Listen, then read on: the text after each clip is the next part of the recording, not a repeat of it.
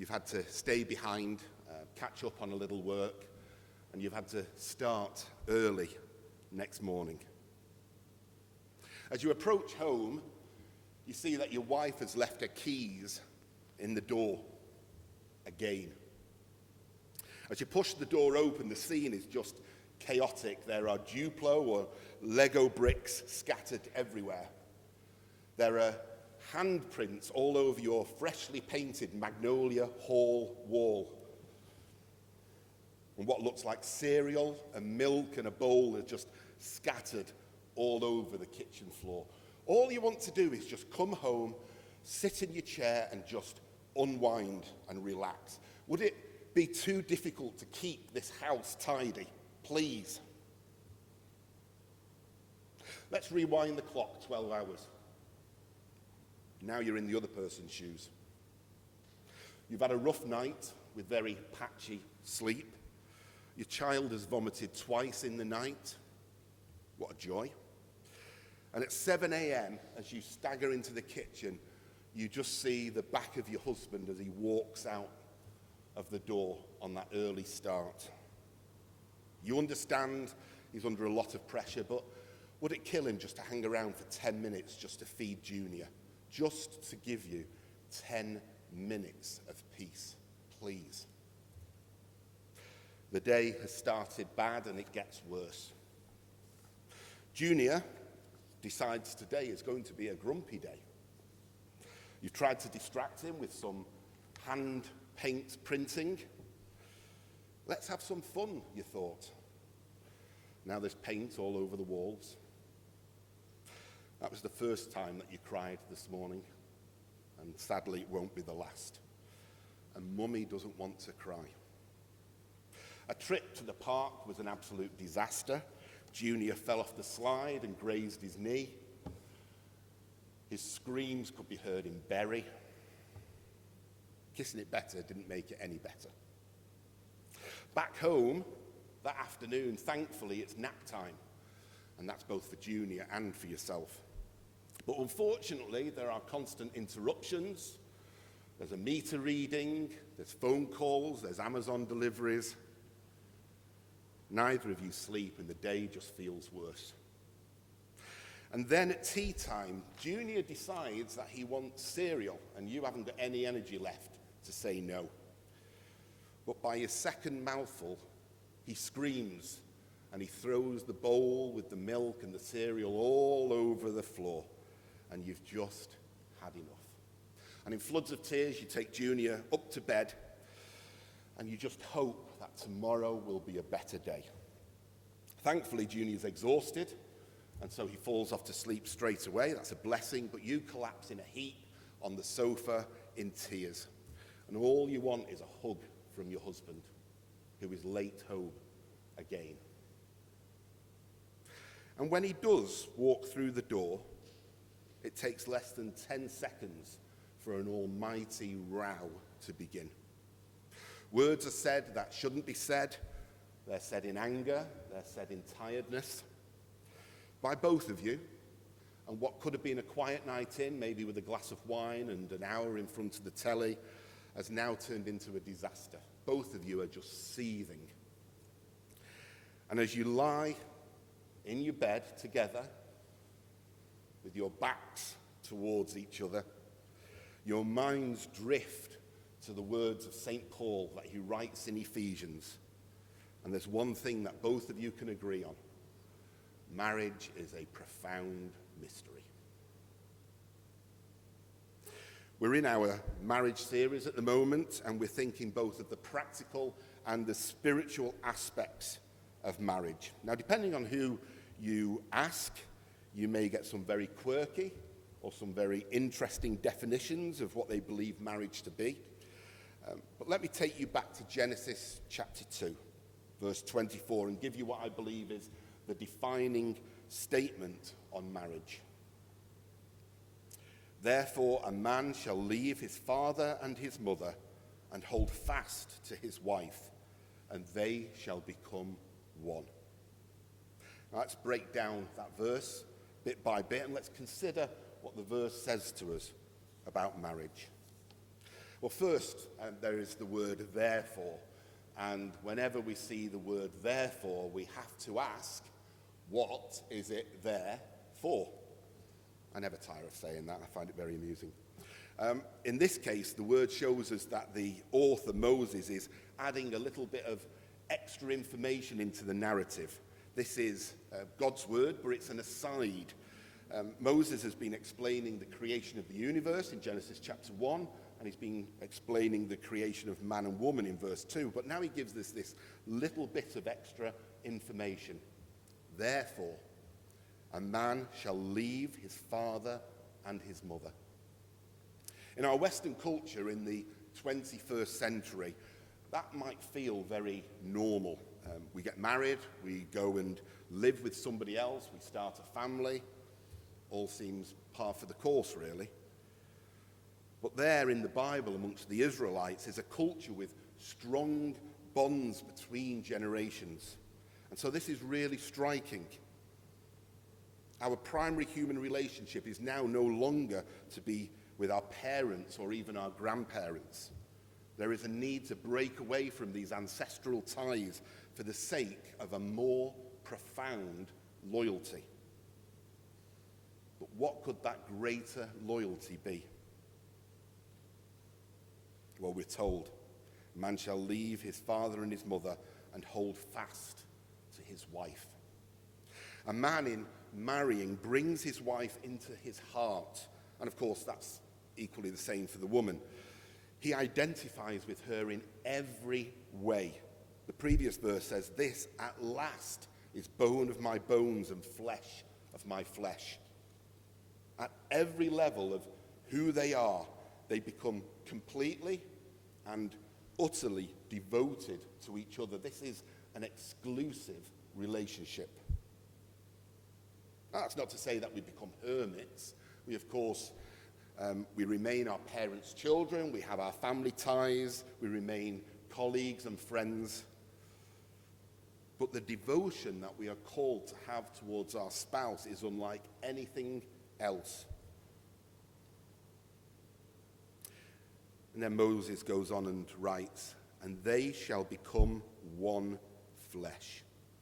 And this one flesh is absolutely essential to the biblical view of marriage. Now, you may read that, or you may have thought in the past that this idea of one flesh is simply about the physicality of life. Maybe it's about sex, but it is so much more than that. It means one life, two people, but fully shared. Two people starting to learn to think not as individuals, but as a unified us, sharing one another. One life, one reputation, one bed, one suffering, one budget, one family. In Matthew chapter 19, verse 6, Jesus explains that behind the word become, they shall become one flesh. Here in Genesis, that God is here. It says, what therefore God has joined together. It's God who brings two people together to become one. And we thought about this a couple of weeks ago, that marriage is not a product of human invention, but marriage comes from God. And this is why we don't have the right to define what marriage is. It's not our place to redefine what marriage is. God owns marriage, and marriage belongs to him. So when we arrive in Ephesians, and Paul quotes Genesis 2:24, Paul isn't just confirming God's ownership and purpose of marriage, but he takes the conversation further. Paul writes, we are members of his, that's Christ's, body. Therefore a man shall leave his father and mother and hold fast to his wife, and the two shall become one flesh. And there's a logic here that Paul is explaining. He's saying that we are members of Christ's body. That he loved us, that he chose us, that he gave himself up for us. And one day he will present us in splendor before the Father. And that we are united with Christ now and forever. Therefore, our union with Christ is the reason why a man and a woman get married and live united as one flesh. Human marriages are miniature social platforms on which the gospel is displayed. And the final reason why men and women fall in love and get married is because the whole human story, most deeply, is a romance that comes from above. But marriage is more than just human romance, even though human romance is wonderful. Marriage is more than a close friendship, even though close friendships are wonderful. Marriage is a display of Christ and his bride in love with one another. And when we come to that realization, and when we accept that as the facts, it helps us as we live out and work through our marriages. You see, there are two competing views of marriage, and which of these views we take in, that we appropriate for ourselves, will dictate how we live in our married lives. There is a social, economic worldview, and then there is a covenantal view of marriage. Now, strangely, when we take our marriage vows, we do so in a very covenantal way. And yet, the weight of the world's views weigh heavily upon us, and they mold our thinking and they mold our actions, and so we can end up believing and living in a very different way to what our vows say. Let me explain that a little bit more. We live in a world and a culture where there is an expectation right across the board that our needs should be met, that we are central to all things. And that worldview creeps into the view of marriage. Our culture encourages that all personal desires, that our personal choices are to be the primary thing above all things. I am important. And we seek to dominate nature. In this postmodern world that we live in, we construct our own moral truths. We've walked away from the truth of the Bible. And out of that, we think that we have freedom, and we think that we have freedom for our needs to be met. But often in doing so, we degrade our own humanity, and we degrade the humanity of others. I saw a cartoon recently, not a TV cartoon, a cartoon in a magazine. And it showed a group of cavemen, and they were on top of a cliff, and they'd thrown one of the cavemen over the edge. He was midair in this. And then the leader turns to all the other cavemen, and he says, "Is there anybody else whose needs are not being met?" And that cartoon is a critique of the culture that we live in, where everything is expected to meet our needs. And that is not a good approach for life. And when we approach marriage with that same expectation, we bring a whole pile of trouble to our door. If we take this socially prevalent view that marriage is about fulfilling our needs, we fail to understand the real nature of love. God hasn't designed marriage to meet our needs. And if we believe this, it's dangerous, because an inward-looking marriage is not real love. Thinking inwardly encourages us to view sex and marriage selfishly. Jesus says in Luke 6, "If you love those who love you, what benefit is that to you?"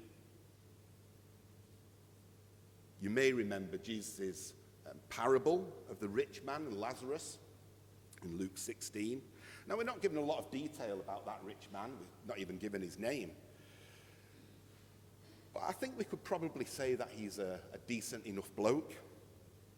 Even when he was dead, he was concerned for his brothers. But when he lived, this love that he has didn't extend to Lazarus, the poor man who was sat at the rich man's gate. No, the rich man, his care was only for his family. It wasn't for others. And marriage and family can easily become a respectable form of selfishness. If we marry simply to fulfill our own needs, then our marriages will be that. They will be masks of respectability for selfishness. And for us as Christians, and I speak for myself as much as to everybody else here in the room, we can too easily think of marriage as being a discipleship-free zone. Now, outside of marriage, we can talk about sacrifice. We could talk about carrying one's cross. All those discipleship terms that we love to use.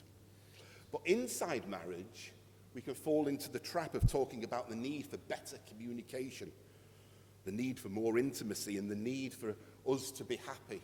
Now, all those things are good, but they are not the end thing. If a marriage isn't serving God, no amount of personal fulfillment will make it right. There's a couple in the book of Acts. Many of you will know the name, Ananias and Sapphira. They had a marriage that had excellent communication. They knew exactly what lies to tell between themselves to others. They shared the same values, but it didn't bode well for them. A self-centered view of sex and marriage destroys marriage and society. When our society encourages sex and marriage to be viewed as a means of personal fulfillment, it encourages a man and a woman to find all they need in another person. And we thought about that last week, and we thought about the pressure that that puts on that other person, because they can't carry that weight. We looked at it last week, so I won't belabor the point. But we're not made to gaze forever into the eyes of another human being and to find everything that we want in them. If we think that, we're going to be disappointed. If, I thought she was going to be out of the room in Sunday school, but if Jackie ever thought that I was going to be everything to her, all she ever needed, I can guarantee after 30 years she's very disappointed. And what do I do when my needs aren't being met? Where do I go? Our society places us at the center of our own personal universes, and we become our own idolaters. We place ourselves and our needs above God and above everybody else. And when we realize that is the way that society tells us that life and marriage ought to be, we realize that there is trouble ahead if that's the path that we go down. But it is the default position of society, and so we can slide into that way of thinking if we're not careful. So what is the answer? The answer is to go back to understanding that marriage is not about our needs being met, but in fact that is a very modern interpretation of life. Historically, marriage was never about that. Marriage is about being in a covenantal relationship with another. And it's about finding our place in society as we aim to create a stable community in which to raise children for the betterment of society. Now, covenants are all over the Bible. We see them between men and women. We see them between groups of people, families, and we see covenants between nations. Most of all, we see covenants between God and his people. But it's a tricky word, this covenant. What is it that we mean by it? Well, in its simplest term, it's a promise. It's an agreement between two parties. And a marriage is a covenant made between the couple, each other, but before God and before the community. Now, for those of us who are married, I don't know what your marriage vows were. But there's usually, certainly in this country, there's a part in that vow, in the vows, that goes like this. It says, I take you to be my wife or husband, to have and to hold from this day forward, for better, for worse, for richer, for poorer, in sickness and in health, until death do us part. And that is your promise. And built into that promise, built into those vows, built into that covenant is the realization that marriage at times is going to be hard. For better, for worse, for richer, for poorer, in sickness and in health. But this is the covenantal promise that you make to one another before God and before the community, and that makes us all accountable to God.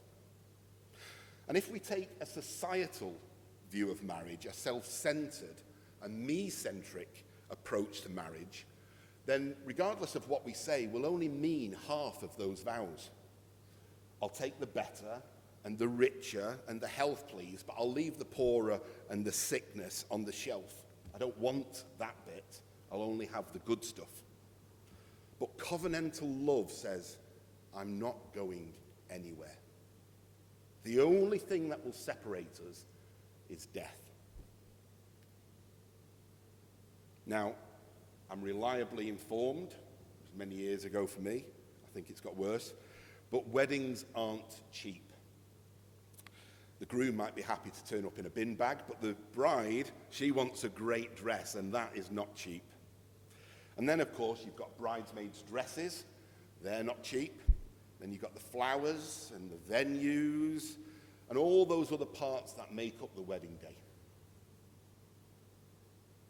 But there's something on that day that is far more costly.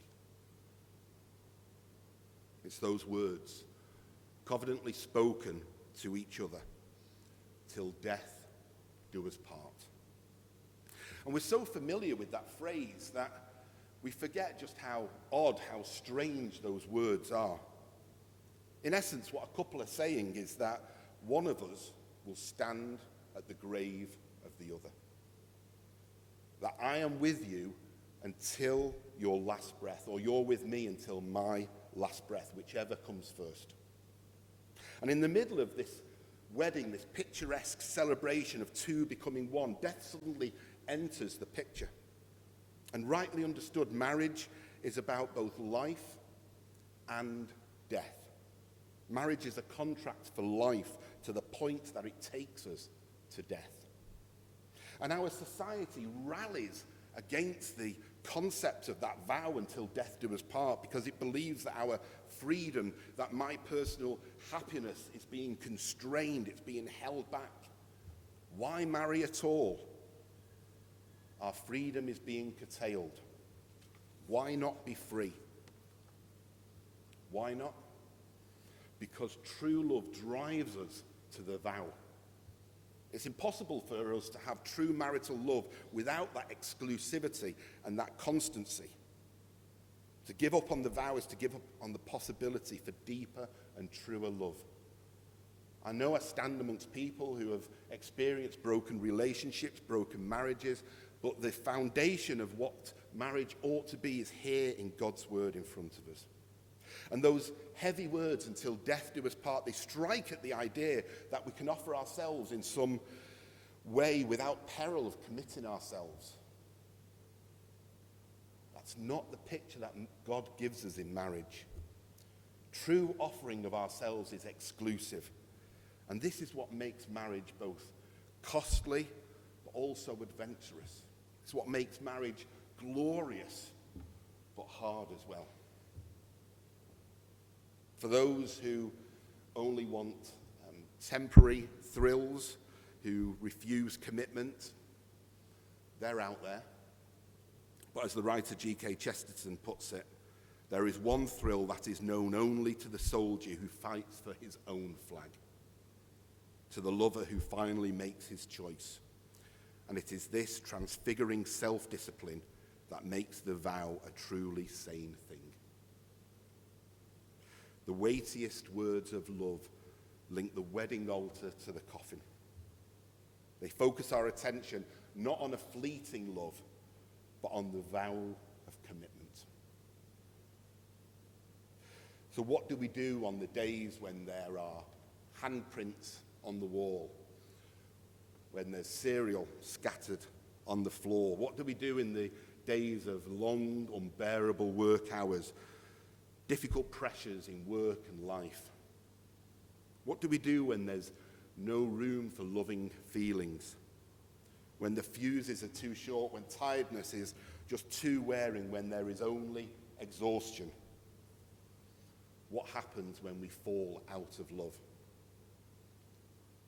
Pastor Tim Keller writes, "In any relationship, there will be frightening spells in which your feelings of love dry up. And when that happens, you must remember that the essence of marriage is that it is a covenant, a commitment, a promise of future love." So what do? You do the acts of love, despite your lack of feeling. You may not feel tender or sympathetic or eager to please, but in your actions you must be tender and sympathetic and forgiving and helpful. And if you do that, as time goes on, you will not only get through the dry spells, but they will become less frequent, less deep, and you will become more constant in your feelings. This is what can happen if you decide to love. And love is a decision of the will. It's to do with promise and duty, as much as it is to do with feelings and passion. Yes, that passion is wonderful, but it is not your love. Love that is unbreakable is the source of faithfulness. And we see it in our marriages best when they reflect gospel truths. And we see true, perfect love most of all at the cross. John writes about Jesus in John 13. Jesus knew that the hour had come for him to leave this world and to go to the Father. Having loved his own who were in the world, he loved them to the end. What did that love look like? Loving them to the end? For God so loved the world that he gave his one and only Son. God's covenantal love is shown, it's acted out in the sacrifice of his Son. Yes, Jesus wept over Jerusalem, he wept over the grave of Lazarus, but it wasn't emotion that took Jesus to the cross. It was a covenantal loving action. True love is shown not by how we feel, but by what we do. And no matter what may come, for better, for worse, for richer or poorer, in sickness or in health, our covenantal vow before the living God is till death do us part. And it's that promise unto death that makes marriage come alive.